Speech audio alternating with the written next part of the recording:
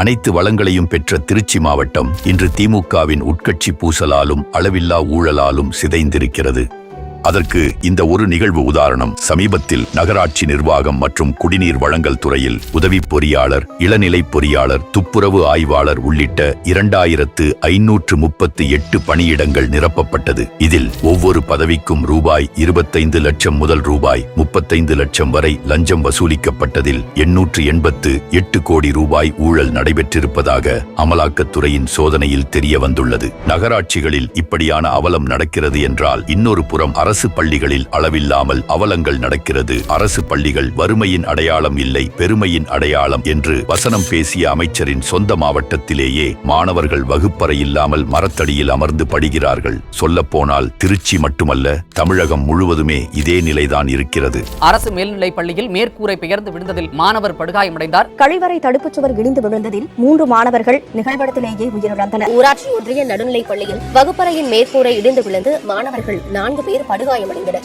கூரையிலிருந்து cement காரை பெயர்ந்து விழுந்தது. 3ஆம் வகுப்பு படிக்கும் 8 வயதான விக்னேஷ் மண்டை உடைந்து ரத்தம் கொட்டியது. பள்ளி குடிநீர் தொட்டியில் புழுக்கள் இருப்பதாக புகார் சொன்ன மாணவிகளை தலைமை ஆசிரியை முட்டி போட வைத்து மிரட்டியதாக. இப்படி ஒரு புறம் என்றால், இன்னொரு பக்கம் பள்ளிகளில் வழங்கப்படும் உணவுகள் தரம் இல்லாமல் மாணவர்களின் உயிருக்கே ஆபத்தை விளைவிக்கிறது.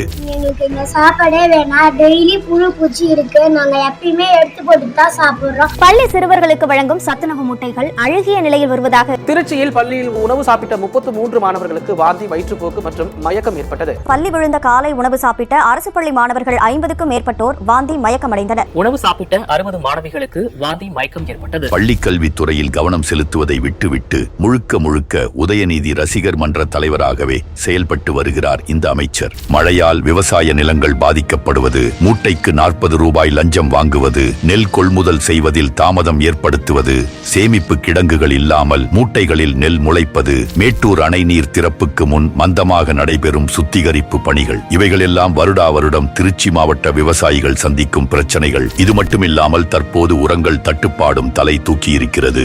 மேலும் திமுக ஆட்சிக்கு வந்ததிலிருந்து இதுவரை ஆயிரக்கணக்கான விவசாயிகள் தற்கொலை செய்து கொண்டுள்ளனர்.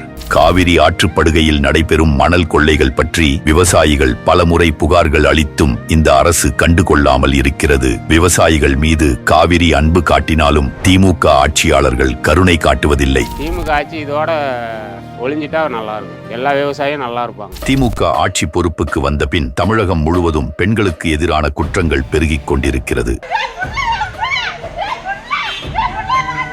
திருச்சியில் நேர்முக தேர்வுக்கு சென்ற பட்டதாரி பெண் எரித்து கொலை. திருச்சியில் பள்ளி விடுதி மாணவிகளுக்கு பாலியல் துன்புறுத்தல் அளித்த மருத்துவர் சாம்சன். திருச்சி அருகே உள்ள அரசு ஆரம்ப சுகாதார நிலையத்தில் காயமடைந்து கீழே விழுந்த நர்ஸை ஆசாமி பலாத்காரம் செய்தார். இதையெல்லாம் தடுக்க தனி கவனம் செலுத்த வேண்டிய அரசும் அமைச்சர்களும் கேள்விகளில் இருந்து தப்பிப்பதில்தான் தனி கவனம் செலுத்துகிறார்கள். திருச்சியில் 2 அமைச்சர்கள். இவர்கள் இருவருக்கும் யார் அதிகம் கமிஷன் அடிப்பது, யார் அதிகம் கொள்ளை அடிப்பது, யாரிடம் அதிக அதிகாரம் உள்ளது, புதிய திட்டம் ஒவ்வொன்றும் யாருடைய பெயரில் திறப்பது என்பதில்தான் போட்டி. திருச்சி மாவட்டத்தை தொடர்ந்து சூறையாடும் திமுகவை இந்த முறை விரட்டி அடித்துவிட்டு திருச்சியின் வளர்ச்சியில் அக்கறை காட்டும் தேசிய ஜனநாயக கூட்டணி ஆட்சி அமைய உங்கள் ஆதரவை தாருங்கள்.